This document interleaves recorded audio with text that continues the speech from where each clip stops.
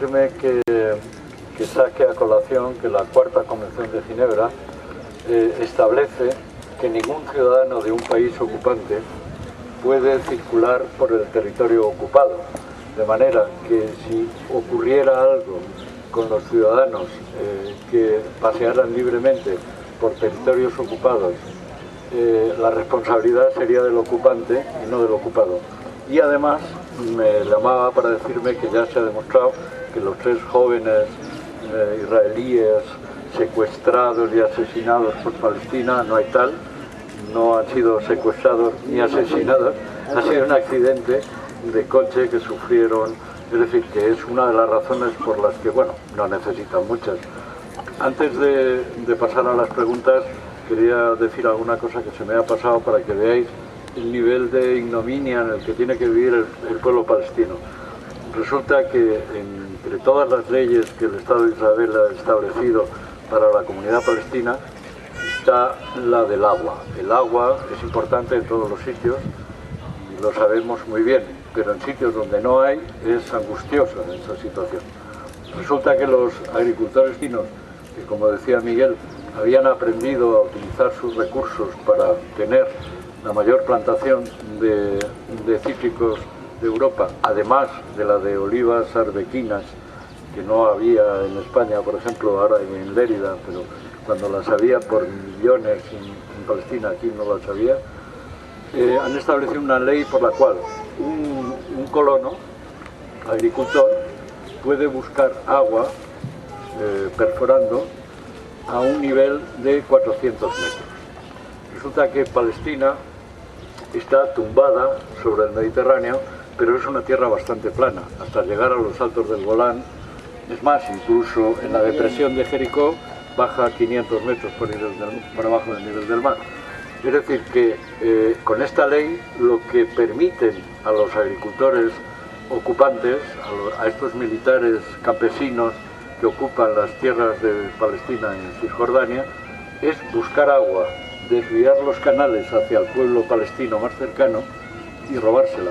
Porque resulta que los palestinos solo pueden buscarla a 80 metros. Y esa es una reglamentación que hay que cumplirla a rajatabla, porque si no te confiscan el terreno. Es decir, que los colonos israelíes hacen sus perforaciones, desvían sus canales y le roban al pueblo de al lado el agua que no puede encontrar porque solo puede perforar a 80 metros.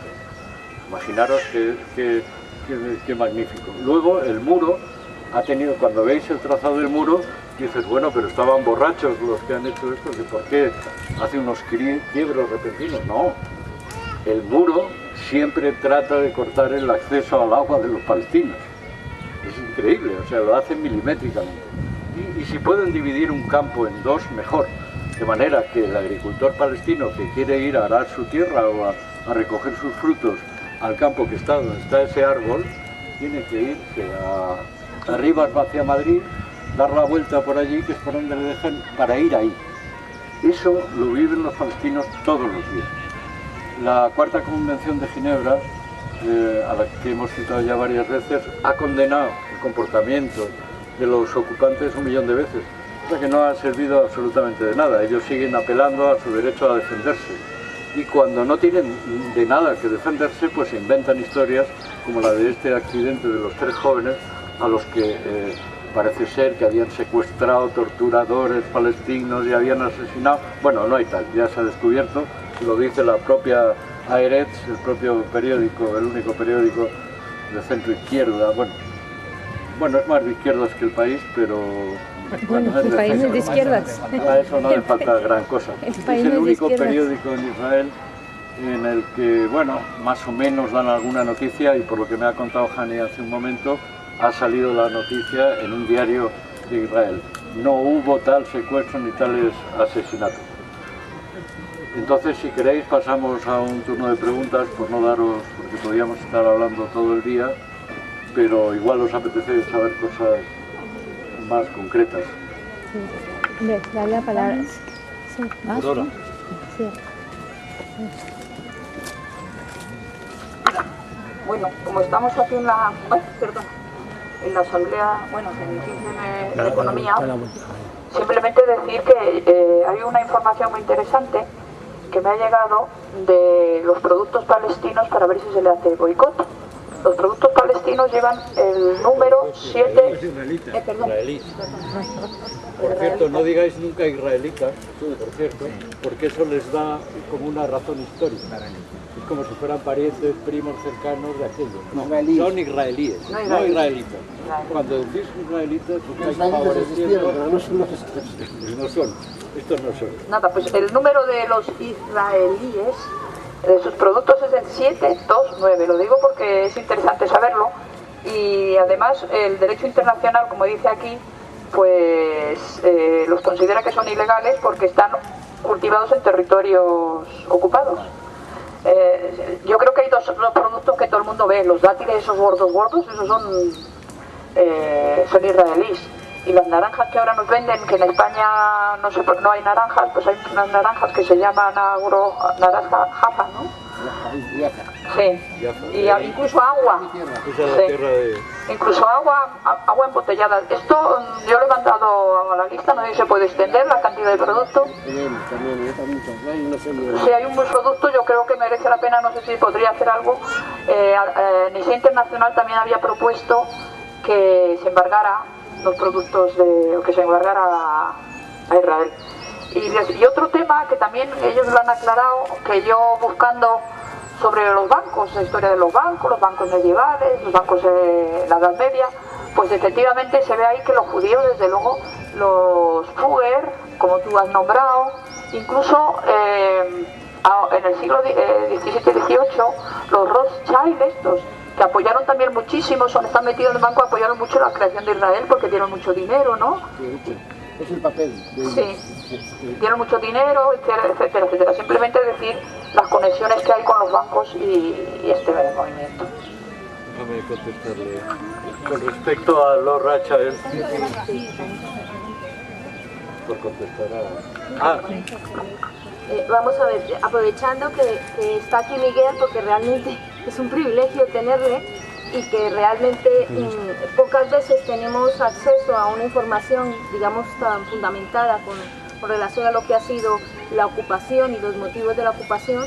A mí me ha parecido muy interesante esto que has dicho con relación a cómo se ha, digamos, planeado esa ocupación desde mucho tiempo atrás de lo que fuese el exterminio nazi y esos motivos económicos de por qué se llevó a cabo esa ocupación. Yo creo que a mí sí que me gustaría que te extendieras un poco en esa explicación, porque eso es algo que se desconoce. Realmente nosotros siempre hemos creído que de alguna manera Israel estaba planeada un poco como quitarse el complejo de culpa de los pueblos por lo que había sido el exterminio de los nazis. Y resulta que ahora tú comentas cómo esto obedece también a otras razones y otros motivos. Esto estaría muy bien que explicases un poco más ese tema. Bueno, al hablar de esto tenemos para rato. Por eso yo intencionadamente hice referencia al principio al historiador israelí que ahora está afincado en Inglaterra por persecución, entre otros, como Shlomo Sand y otros, que escribieron, o el autor del libro famoso de la industria del Holocausto, de un judío. O sea, de un judío es sobreviviente del Holocausto. Es decir, no lo escribe ningún palestino, ningún árabe, para que sea sospecha.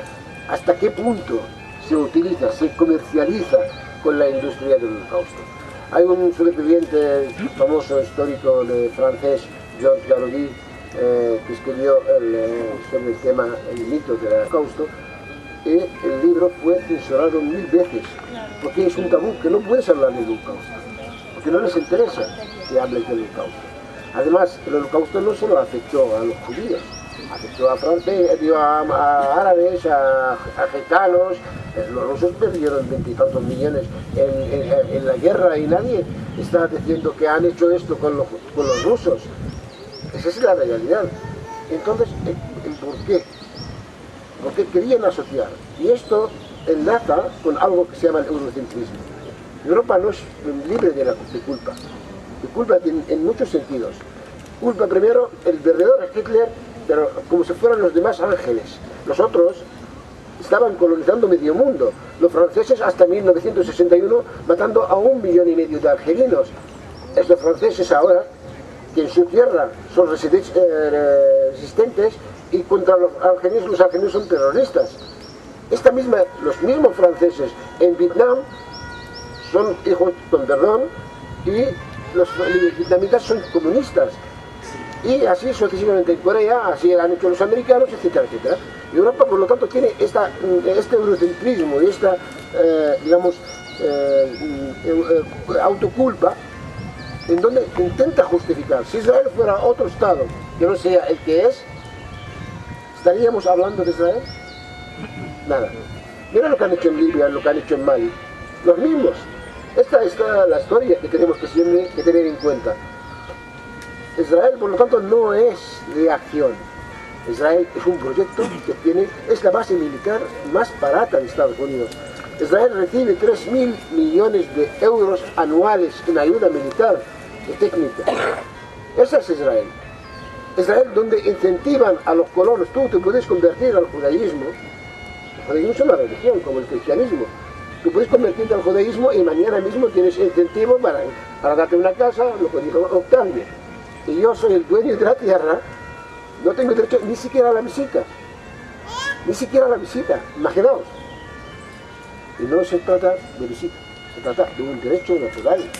Por mucho que pase el tiempo, no es un derecho que se caduca, no tiene fecha de caducidad. Esa es una reivindicación natural, histórica, que la tenemos que seguir buscando. Y es cuestión de generaciones. Y nosotros sabemos que Israel es un Estado artificial. El propio Kissinger, que es judío, sionista, defensor a ultranza de Israel, da fecha de caducidad al Estado de Israel, el año 2022. No quiero decir tanto, es decir, no es acabar con los judíos, cuidado, acabar con un Estado fascista que capitaliza la causa judía, de la misma manera discrimina a una población autóctona que es la Palestina. El apartheid en Sudáfrica desapareció. Sus secuelas aún siguen, pero en los africanos, los blancos de Sudáfrica siguen viviendo en Sudáfrica. No queremos acabar con los judíos como personas, queremos acabar con un Estado que ha demostrado que es un Estado bélico, que es la causa de la inestabilidad y la inseguridad internacionales y que podría causar una tercera guerra mundial, cuyas consecuencias, que estamos en ella, pero si entrase en una fase de una guerra nuclear, no hay vencedores ni vencidos. Es lo que queremos evitar. Y también nunca vamos a renunciar a nuestro derecho a resistir en busca de nuestra autodeterminación. No sé si la respuesta está satisface todo lo que...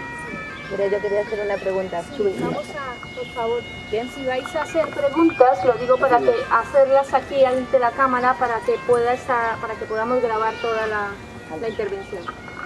Mira, tú has nombrado, pero no he acabado de entenderlo bien, cuál es la finalidad de crear el Estado de Israel a nivel económico para Europa. Sí. Y luego también lo que no me entra en la cabeza es la finalidad de Israel, o sea, ¿qué persigue con todo este acoso al pueblo palestino?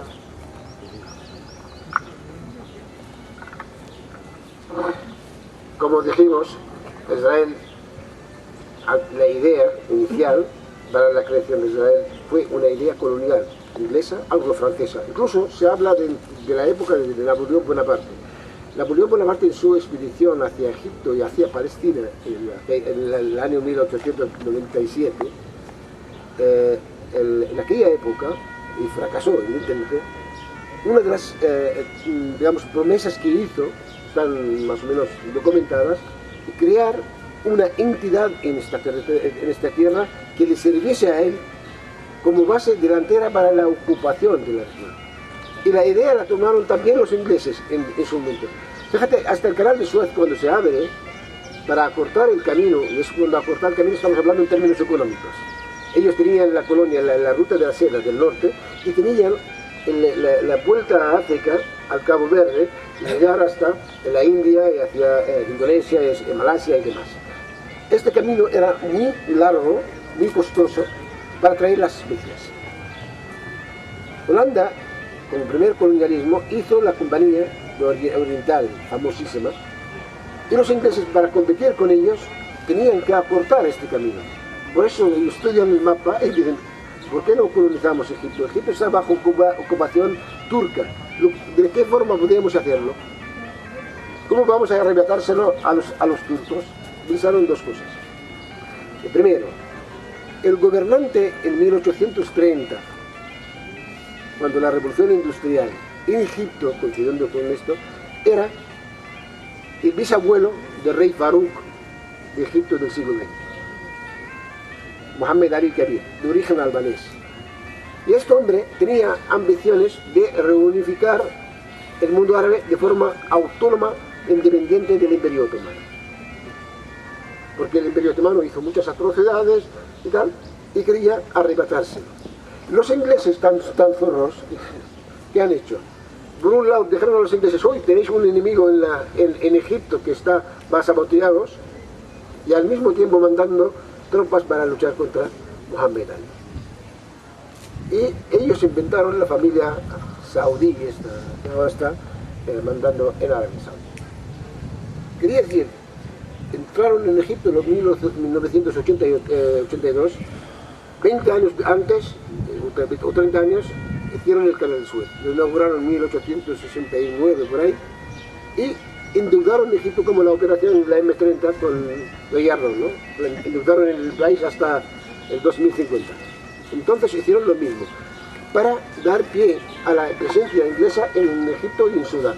Y al mismo tiempo, proyectando lo que dije antes, Israel es una base militar, cuyo objetivo, junto con el Canal de Suez, separar o evitar la unidad de ambas bandas, digamos, lados de la África y Asia, están unidos por Sinai, y al mismo tiempo acortar el camino, ahorro económico, y en tercer lugar, evitar cualquier intento de crear una unidad común, por ejemplo, la Unión Europea.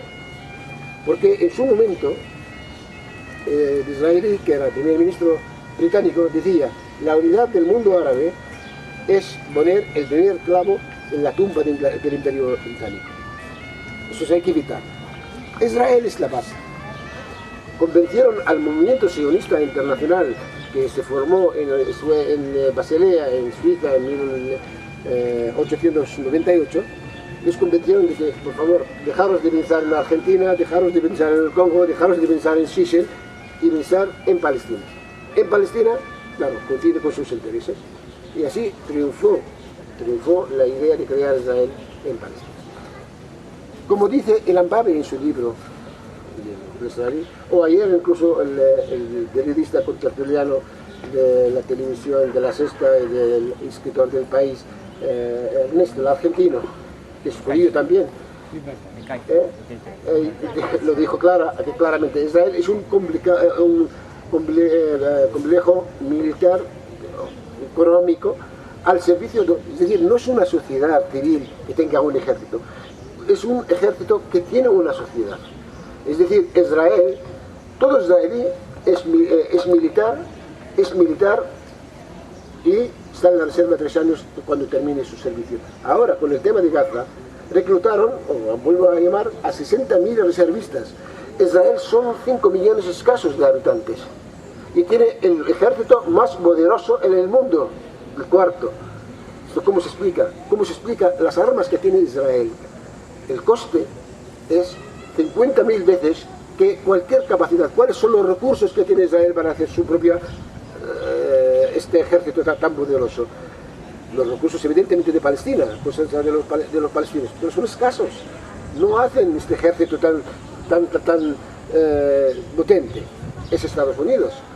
Las altas, no solo los Estados Unidos, de Francia y de Alemania, ellos les proporcionan lo mejor de su industria. Los alemanes les entregan submarinos, etcétera, etcétera.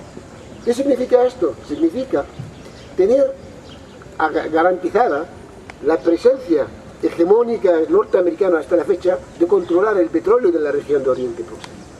El petróleo que hay en el Golfo y que hay desde Libia y Argelia, etcétera, en el mundo árabe, representa el 70% de la reserva internacional.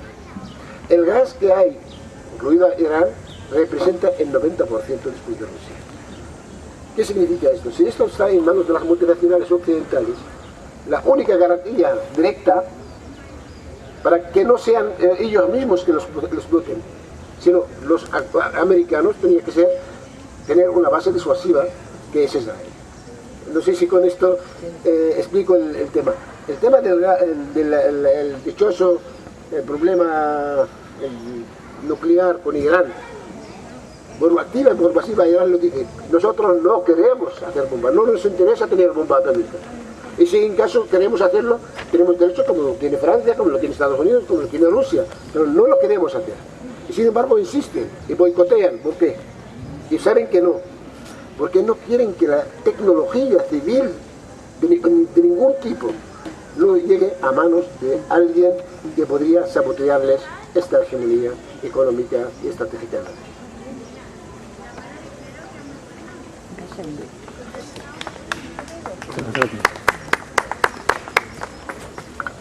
Sí, hola, perdón. Sí, yo quería nada más hacer una consulta, porque has mencionado esto de que me parece muy interesante comprender que no es una sociedad con un ejército, sino que es un ejército con una sociedad, ¿no? Y es lo que nos llama, creo que nos hace reflexionar, ¿no?, acerca de cómo funciona la composición de la sociedad israelí. Y ahí me gustaría, tal vez podrías especificar un poco más qué posibilidades hay dentro de la misma sociedad israelí para hacer transformaciones de dentro, es decir, de esas transformaciones hacia la esfera del Estado. No sé si es dentro del pueblo israelí, se podría pensar también dentro del movimiento sionista internacional o incluso dentro del movimiento judío, que ya no son 5 millones, sino que llegan a ser 11 millones en el mundo. Entonces, tal vez podría darnos una explicación sobre eso. Has tratado dos temas diferentes. El tema entre judíos, en Estados Unidos, sabéis que el AIPAC representa a la nata y crema del sionismo internacional financiero y controla, es decir, el lobby que maneja la política exterior norteamericana, y también indirectamente lo hace en Francia, es el lobby sionista. Digamos, los dueños de las grandes bancas, los dueños del Hollywood, etc.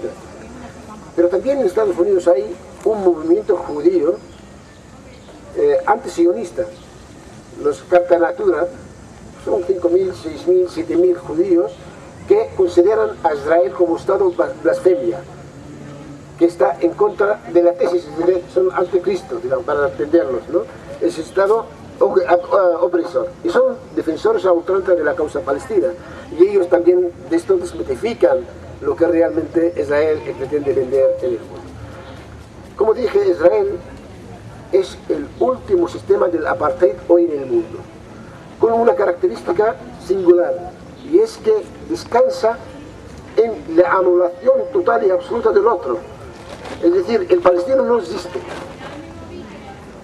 Como dije al principio, que han destruido 531 aldeas y ciudades. Han querido borrar el mapa para justificar aquello de que era tierra sin pueblo para un pueblo sin tierra.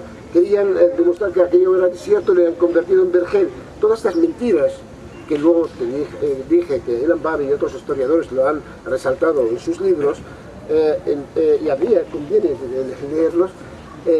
Esta sociedad militar está construida de modo tal que no permite que se desarrolle un movimiento estructural que pueda, digamos, dinamitar la naturaleza del Estado.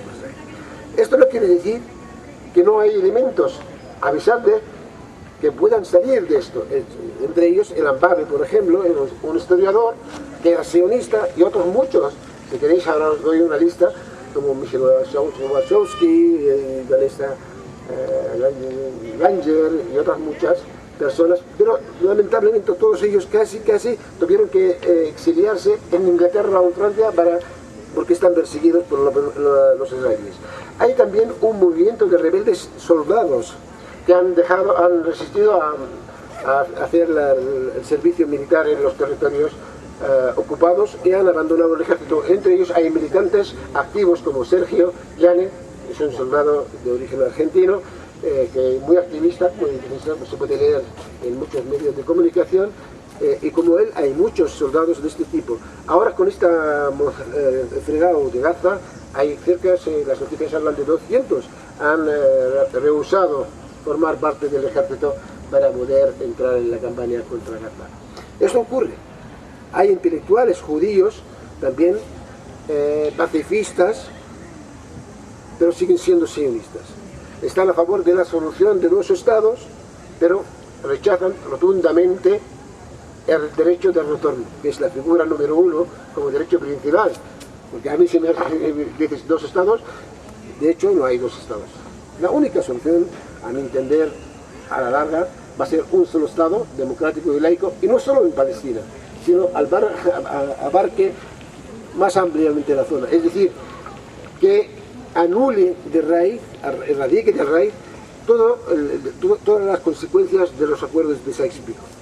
Y construir un Estado en donde hay cabida no solo de los que están ahí de israelíes, sino los 11 millones que tú me acabas de decir. Pueden venir y vivir ahí, pero vivir en otro tipo de Estado que no es el Estado funcional al servir. Por eso otro planteamiento. A la larga, ¿cuál es la solución? Pero otro de los factores fundamentales que podría hacer que cada vez haya más gente que salga del yugo del Estado de Israel es la propia resistencia del pueblo palestino. Sin la resistencia del pueblo palestino y que cada vez haya mayor movimiento de solidaridad con Palestina basado en el conocimiento, no es posible. Los palestinos tenían que resistir, pero los palestinos lamentablemente tendrán que sacrificar. Y este movimiento y otros muchos se sienten, por ejemplo, ahora hay un movimiento que se llama el BDS de boicot, habéis hablado del boicot a productos. Hay un movimiento fuerte en Europa que se llama el BDS de boicot. En Inglaterra hay 1.500 profesores han boicoteado las universidades israelíes, y así, sucesivamente. Con esto sí puede haber en Israel alguien que, digamos, se rebele dentro de Israel. Porque, aunque parezca mentira, Palestina histórica, incluida Cisjordania y Gaza, son 27.000 kilómetros cuadrados. El muro tiene 725 kilómetros, de 8 metros de altura. Como dijo Octavio, hace una forma de zigzag y tal. Tú sabes que el israelí que vive al otro lado del muro no se entera de que hay ahí un pueblo palestino que está sufriendo a mano de su ejército. No lo sabe. Y lo que le cuentan, y están a 2 metros, y pasan por carretera separada. Y diabolizan al otro, al palestino, para que él, si se mata, no se siente culpabilidad alguna. Es lo que está ocurriendo en Palestina. Entonces, ¿cuál es el cambio en la situación actual en Gaza? Es verdad que han muerto 1.500 soldados palestinos, pero el hecho de que los palestinos tienen capacidad de lanzar misiles por primera vez que alcance varias ciudades, que aunque no hayan causado daño material, como dicen, llevan 20 días los israelíes en refugios. Las pérdidas económicas alcanzan el 33%. El boicot de las compañías aéreas de no viajar a Tel Aviv. Todo esto hace reflexionar a mucha gente dentro de Israel. El ejército israelí tan mítico tiene pérdidas. Hizo referencia a 36 que reconoce Israel, no, aunque reconocen ahora casi a 100, pero en fin, da igual. Pero son militares. Entre ellos hay 10 o 12 altos oficiales. Mientras a los que han muerto en el lado palestino son el 95% niños y mujeres. Por lo tanto, esta es la diferencia.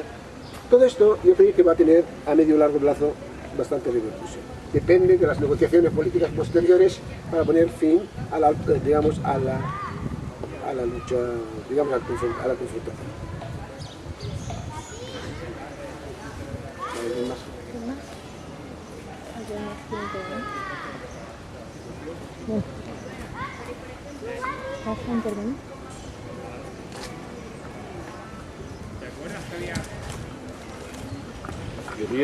Quería dar un dato que me parece impresionante. Cuando los israelíes tratan siempre de decir que cada vez hay menos población palestina. Por ejemplo, en Al-Quds, Jerusalén se divide en Jerusalén este y oeste. La oeste es Jerusalén, que es la la israelí, y Al-Quds, que es la parte palestina. Desde hace años, cuando una mujer palestina que vive en Al-Quds se queda embarazada y solicita un permiso al gobierno israelí, porque tiene que hacerlo así, para parir, el gobierno israelí la difiere a Bet Hanina, a Ramallah, a Bethlehem, a ciudades fuera de Jerusalén. De manera que el natalicio de palestinos en Al-Quds, Jerusalén, cada vez es más bajo. Llegará un momento en cuando le digan, ¿qué vais a hacer con los palestinos de Jerusalén? Y dirán, ¿palestinos? ¿Qué palestinos? Si aquí no hay palestinos. Es decir, su grado de perversión y de norma es gigantesco. Lo hacen con los natalicios, lo hacen con los enfermos. Por ejemplo, tratan de desviar siempre a un paciente que tiene que ser intervenido urgentemente, lo llevan a un hospital y ellos mismos lo cogen en otra ambulancia y se lo llevan a otro hospital, muchos de ellos mueren en el camino. Es decir, no es fantasía de los que tratamos de acusar el Estado terrorista de Israel, es que es así. Constantemente su única plan es de qué manera hacerles desistir de lo que acaba de decir Dipsy, de la resistencia. La resistencia es fundamental. Es fundamental. Todos los días en el aeropuerto de Ben Gurión de Tel Aviv se marchan familias judías completas, no asustadas, desilusionadas y asqueadas de lo que ven que hace su gobierno y su país. Si queréis alguna pregunta más. Yo quería preguntar, por favor, ¿cuál es la posición del gobierno español, no el actual, que es un desgobierno, sino de España en los últimos años, con diferentes partidos, con respecto a la equidistancia que hay entre el mundo árabe y el mundo israelí? Porque parece ser que se habla un doble idioma cuando hablamos con unos interlocutores y cuando hablamos con otros. España históricamente es amiga del mundo árabe, entre comillas, pero también es amiga de los lobbies económicos mundiales.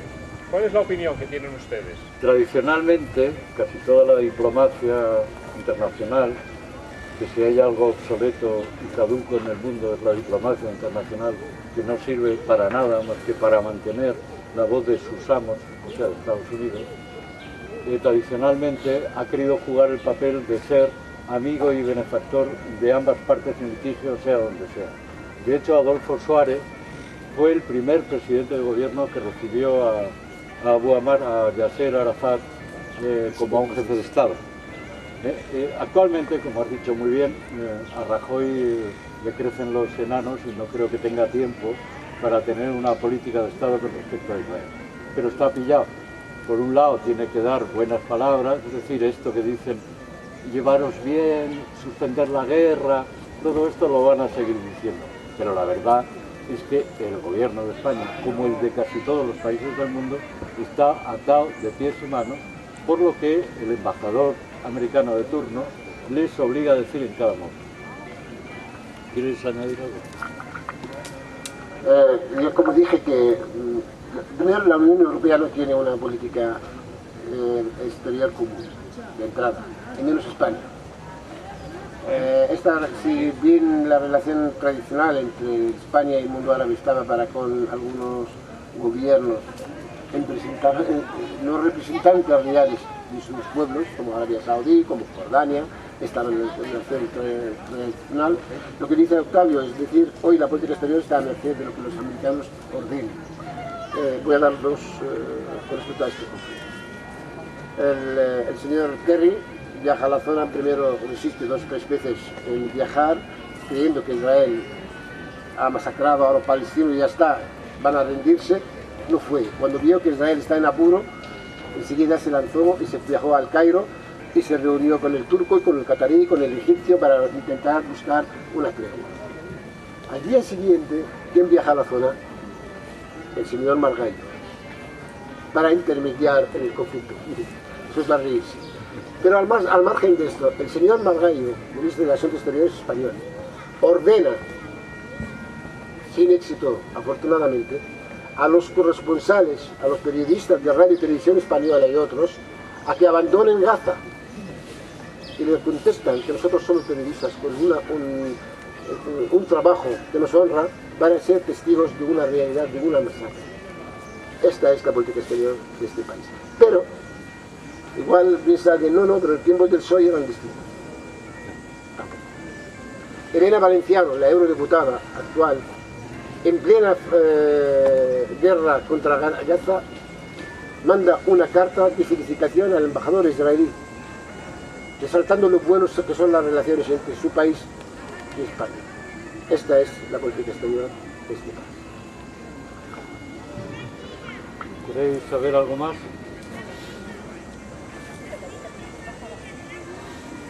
Bueno, es una pregunta.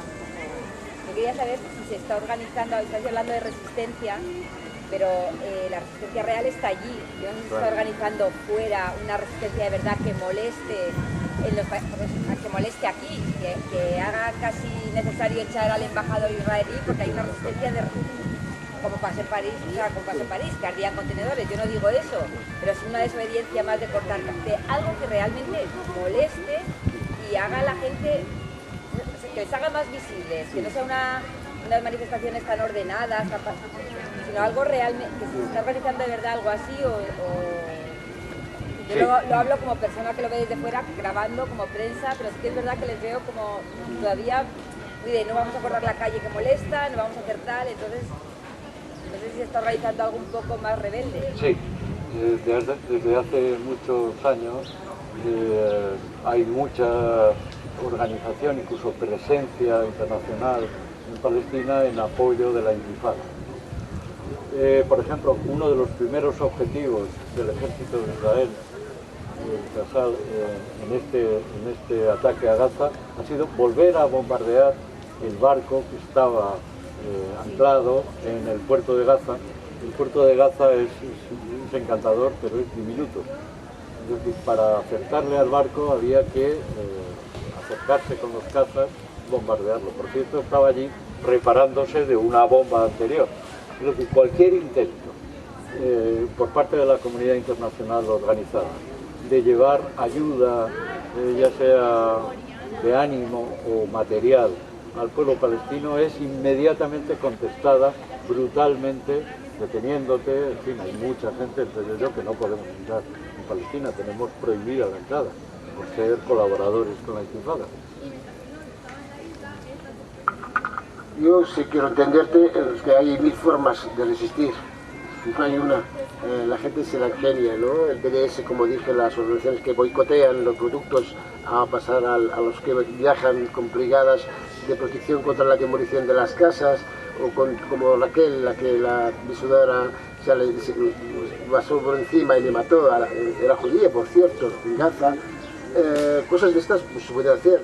En España, dados los tiempos que corrimos, que si se unen 3 personas ya es sospechoso, te piden el carnet, ahora ya te piden el carnet para todo. Si vas a aportar y son 3, pues por favor, identifíquese. Aparte de esto, hay un agravante más. A todas las organizaciones palestinas casualmente son terroristas, están en la lista de los gobiernos, aunque de forma disimulada, pero todos son terroristas. Por lo tanto, es una forma de disuadir a los palestinos, por ejemplo. Tenemos comunidades. Y si en el caso de que no se atrevan a decirte que eres terrorista, dicen comunidad musulmana. Y como están asociados a que los musulmanes están haciendo, van a recuperar el Andalus, entonces somos de Bin Laden. Entonces hay varias formas de intentar disuadirte. Sin embargo, esto no impide, no quiero hacerte desesperar, no. Los solidarios cada vez son más y cada vez son... Es verdad que hasta que te den permiso de manifestarte tardan. Es verdad que si, por ejemplo, quieres vivir de aquí a ahí, dices, no, esto afecta al tráfico, no, pues os cerramos aquí. Esto lo hacen, pero no impide el que tú salgas. Lo que ocurre es que hay una censura peor aún, en la mediática. La mediática no acude, o por órdenes expresas, directrices expresas, o porque hay un prejuicio inicial. El país, por ejemplo, es mucho más beligerante que la razón. La razón, me permito decir, medios, pero el país es terriblemente hostil, más hostil que con Maduro. ya es decir. Y los palestinos son los culpables. Y si vas a la COPE, no hablemos, ¿no? No hay ninguna cadena, incluso la SER. Yo el otro día estaba escuchando, suelo escuchar a las 4 de la mañana, y no escucho mi radio a la primera, escucho la SER, y fíjate con la SER, dos periodistas españoles, diciendo que Israel tenía derecho a la autodefensa, etcétera, que aunque no tenía que estudiarse, y que tenía que salir Ernesto, que es judío, y sufre, y dice, no, estáis equivocados, está al revés, las cosas no son así. Esta es la realidad. Con respecto a la resistencia, hay resistencia judía a favor de Palestina en el propio Israel. Lo que acaba de nombrar Miguel, Against Demolition, es una organización israelí que vive en Tel Aviv y que trata de impedir esa demolición arbitraria, caprichosa y repentina que se hace de casas de palestinos acusados de ser el tío segundo, el pariente lejano, el amigo de un terrorista, ¿no? Con cualquier motivo, que yo he visto casas en las que entra el bulldozer y ve revuelto el televisor con lo que estaban comiendo, con la ropa, con las sillas, todo hecho como una ensaladilla enorme, ¿no? Pero Against Demolition, con los que yo me he reunido un millón de veces, no han conseguido ni una que no se tire abajo en la casa. En el fondo, este tipo de organizaciones de resistencia de Israel, yo creo que las paga el propio gobierno, porque así puede presumir de decir, no somos como estos, nosotros tenemos organizaciones que nos denuncian. Sí, pero denuncian sin ningún resultado. Es decir, que incluso yo creo que tienen subvenciones. Yo no creo para nada en las organizaciones de resistencia judía a favor del pueblo palestino. Nada en absoluto. Ya sé que tú tampoco. Es que muchas veces se apela, oh, hay judíos que están en contra o israelíes que están en contra. Sí, están en contra, pero no consiguen, estando en contra, nada nunca, en ningún caso. Ni siquiera les acosan, les dejan tener una sede que lo pone. Against Demolition, lo pone allí, en una calle, en un edificio de Tel Aviv. Tú entras, hablas con ellos, te encuentras con un tío de Búfalo, otro que es de Canadá, judíos, claro, pero que vienen de diferentes lugares y que hacen un plan de cómo ir, sacar fotos, ponerse delante del bulldozer, pero el bulldozer gira aquello. Todas las organizaciones que he conocido varias en Israel, que tratan de ayudar a los palestinos, tratarán de hacerlo, pero no lo consiguen en ningún caso. ¿Queréis saber algo más o ya está? Y una propuesta. Ah, mira. No, que si al final se está boicoteando Israel, yo personalmente no tengo mucha esperanza en que el boicot a los productos israelíes sirva de mucho. Bueno, el otro día de hecho hablaba con compañeras sobre el hecho de que muchos productos ni siquiera vienen, o sea, que no sabemos qué tienen los concentrados de zumo, nos decía una compañera ahí, vienen de otro sitio, los hace Mercadona y no sabes que en realidad es un concentrado de frutas que vienen, o sea, entonces en el boicot no confío mucho, salvo que si resulta que el ejército se mantiene con recursos que no son israelíes sino de otros países, pues dirigir el boicot directamente contra Estados Unidos. Es decir, porque claro, el boicot a ellos es que les da igual, si quien les mantiene es que siempre a lo mejor estamos cerrando el tiro y a quien hay que presionar es al resto para que le presionen a ellos, entonces directamente un boicot contra productos americanos para que se manifiesten y tal. Haría boicot contra productos españoles, pero lo malo es que al final no lo vemos. Pero... Hombre, el boicot no se reduce a los productos. Sabéis que la colaboración, el volumen de colaboración entre España e Israel en materia militar es tan enorme como lo es con Alemania o con otros países. Por ejemplo, una de las formas, es decir, y esto lo tienen oculto. Además han nombrado un ministro de Defensa que es dueño de una empresa que producía las minas antipersonales. Es decir, ¿no? Y la colaboración con Israel en materia militar multiplicó por 5. Aparte de la colaboración en materia de seguridad.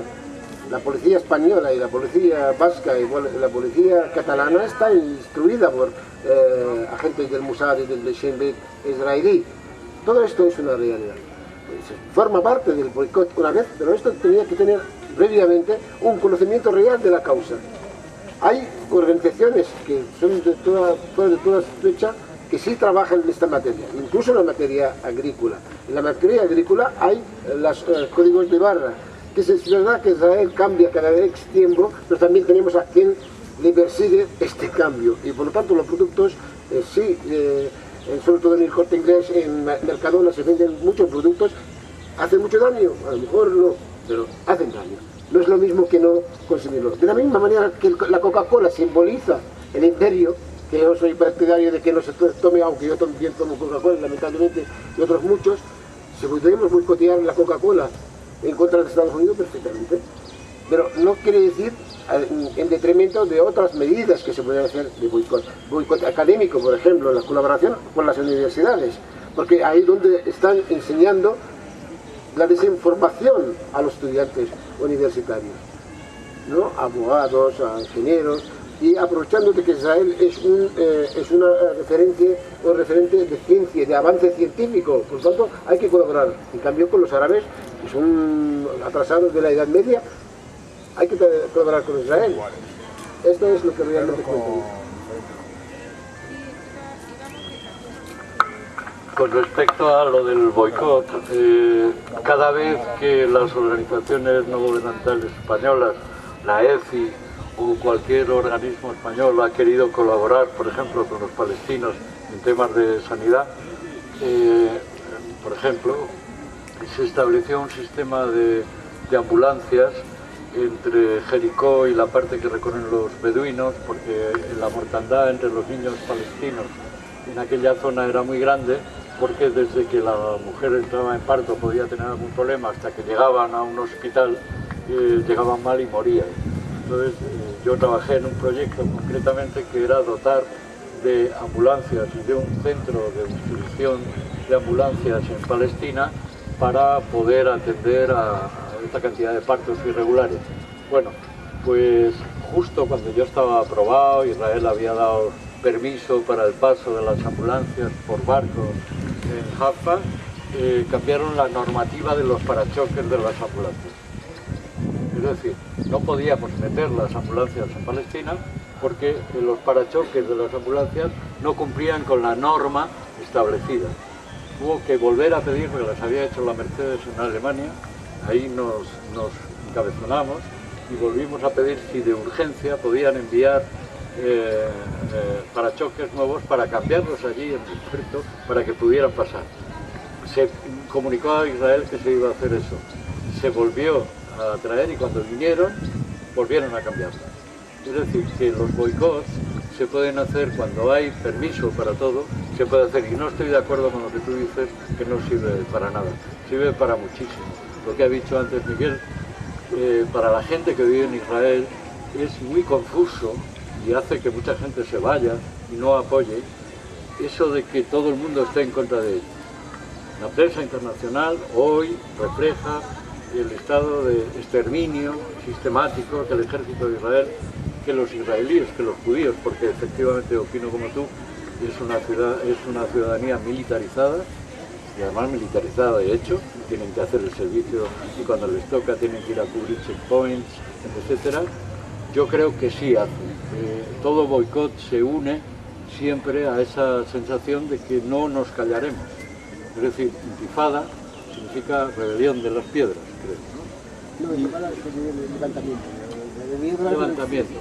Y fatá significa conquista, ¿no? Es decir, que entre la intifada y fatá está la capacidad de acción que tenemos los que no somos palestinos de nacimiento, en hacerles el boicot a esta gente. Cualquier cosa hace boicot. Por ejemplo, ya habéis visto, ahora nos están poniendo la lista de Schindler, Éxodo, todas las películas en las que se habla de los pobrecitos judíos, pagadas por supuesto con dinero y capital sionista, nos las están poniendo en las televisiones. Pues yo creo que también se puede hacer un boicot hablando de eso en el bar y diciendo, mira, han puesto Éxodo, qué casual, cuando están atacando Gaza.